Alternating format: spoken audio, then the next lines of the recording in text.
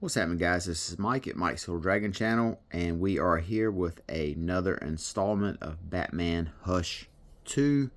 This issue came out this week, and it has been underwhelming, to say the least. They have one more issue to go. 163 will be out. I believe 163 comes out in January, and then that will be the end of part 1 of Hush 2, at which point they will go on hiatus. I'm not sure how long they're going to be on hiatus for, but they will be taking a break, and then they will be coming back to tell the second part of Hush 2. Now, what format that is going to follow, I do not know. I don't know if they are going to come back in a miniseries. Are they going to come back in legacy numbering, with issue 164 or what have you? And honestly, I don't even know if anybody cares at this point, because results and reception for Batman Hush 2 have been pretty weak across the board from everything I have seen. I don't think I've run across anyone out there who has really been clamoring for this book, who's been beaten on the table for it. I know I definitely am not. I know in my circle of comic book readers and comic book fans, nobody is. I just finished this issue here, and I wanted to talk about some of the parts of it. We open up this issue, and it just gets bad from the start. To me, it's bad from the start. So at least, in that aspect, at least I don't have to wait long. The badness is right there from the jumps. So basically, Batman's allies are coming after him because he has saved the Joker's life, and they are kind of against him from that. He says here, Hush has turned him against me. Manipulation is his game. At least that's what at least it's been. There's been so many delays in between this. I'm not really sure why they are after Batman, although I do feel like it has to do with him having saved Joker's life. But it gets bad from the start here, and my problems with it begin here on page 1. He's surrounded by his allies: Huntress, Nightwing, Damian, Catwoman. You've got Edward Nygma, the Riddler, here. And to distract them, he jabs Batgirl with something. And this is just horrible, horrible, horrible. He jabs Batgirl with a needle that paralyzes her. She cannot move, and is instantly reminded of the moment when she was shot by the Joker and paralyzed from the waist down. And Bruce says, Nightwing will run to her aid because he has a desire to protect those that he loves, which is just common sense. Nightwing is a consummate hero, so of course he would, respond that way. So that's not really a brilliant strategic move by Bruce. That's not an incredibly smart move. And also the fact that he would do this to Barbara is just one of the worst things ever. Like, I can't believe that Batman would do something like that. And he says here, even though the effects will fade quickly, she and Dick may never forgive me. So that right there is terrible. But we do have, I kind of enjoy this segment here with Catwoman. This page here and this page here, I think it's good looking Jim Lee stuff. I like this part here where the flashbacks are in a different color scheme or whatever.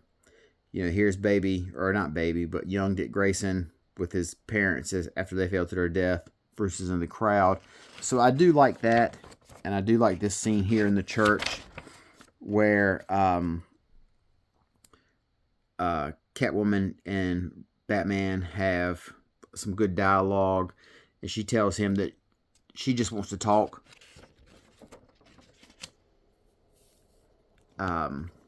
She chastises him. What were you thinking out there? Barbara's as close to a daughter. And Batman says, well, she started it.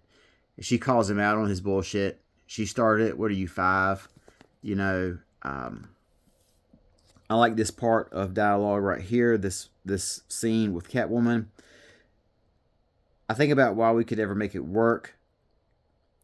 I'm okay with believing that there's a wall you won't let come down, a wall that you built to protect a 10-year-old boy who saw his parents shot to death. So I do like that. That makes sense. And then Bruce counters. He goes, I feel like I don't know you at all. And, you know, that's probably accurate. It's easier for Catwoman to know Bruce because Bruce has a separate life, a separate identity, as opposed to Catwoman, who, for all intents and purposes, is basically just Catwoman. So there's not a whole lot to know about her outside of who she is. So he's probably looking for a deeper side to her that she doesn't possess. But it quickly goes back to being dumb. There is a batarang thrown through a window, and it ensnares Batman. And then we have a Robin, who, Damian Wayne here, yippee-ki-yay. I don't get why he would say that. This is not a fun, good time part. You know, this isn't a scene that calls for levity. And he's basically pulling Batman, Bruce Wayne, down the road, attached to his motorcycle. And you see him, he's bashing into cars and trash cans and everything. He's beat to shit. And I see some people were complaining about, you know, there's no way that Bruce would have been able to stand up after all this. This would have killed him. I kind of just wrote that off as just being like comic book stuff. You know, so I don't really, out of all the things I have a problem with, that's low on the totem pole. Somehow or another, Edward Nygma, just out of nowhere, has an exoskeleton that he uses to go hand to hand with Batman. No explanation about anything about that exoskeleton or anything. Just, he happens to have it, and he's wearing it. Sure, why not?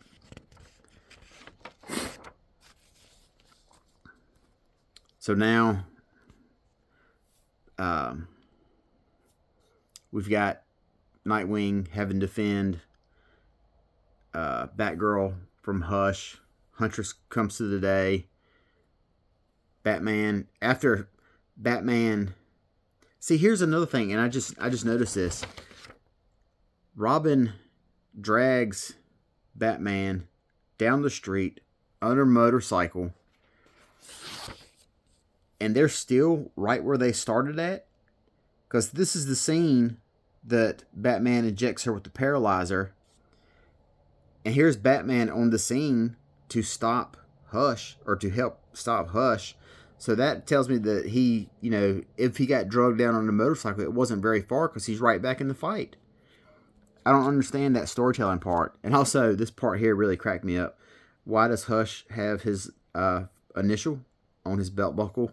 You know, that's very much like an old school thing. I don't get that. And then this is another part here that I thought was just incredibly stupid. Huntress takes off after Jason Todd. Jason Todd jumps up to this fire escape. So now they proceed to have a fight right here on top of that fire escape.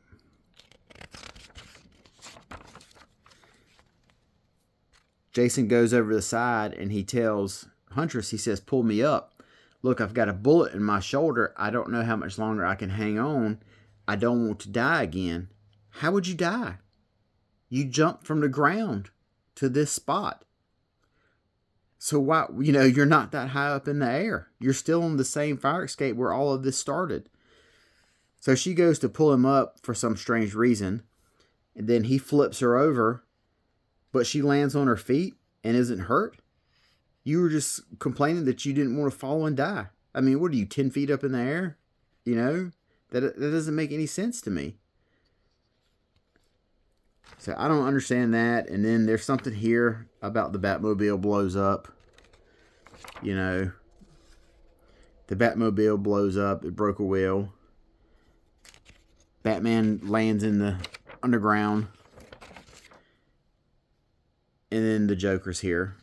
So he's here with, you know, his big gun or whatever. And there's just some more stuff happening that doesn't seem to make a whole lot of sense. At least to me anyway. And then this is a list of all the variants that are for this book. And then they have this list here. It says Go Beyond Hush 2. So if you want other Batman books, take a look at what we have to offer. Which, I mean, it's good to have options. But personally, this Batman 3, this is what I'm really feeling right now. I don't need this book right here, or this Hush 2 book, you know, not with Batman 3 being as good as it is. So that is Batman 162, second to last part of Hush 2 Volume 1. So it has just been a colossal disappointment to me personally. There's been a couple of good scenes through and through. The Jim Lee art is not as strong as I'm used to, although there are some pages and panels that I like. But overall, it's just been a really big disappointment to me.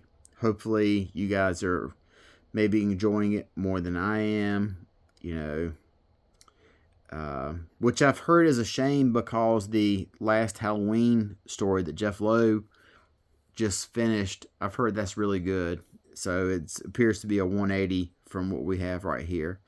So that's wrapped up, so I'll be benching that. It'll be interesting to see how that compares to this. So that is a wrap up for Batman 162. Till next time, you guys take care of yourselves. I'll talk to you later. Bye-bye.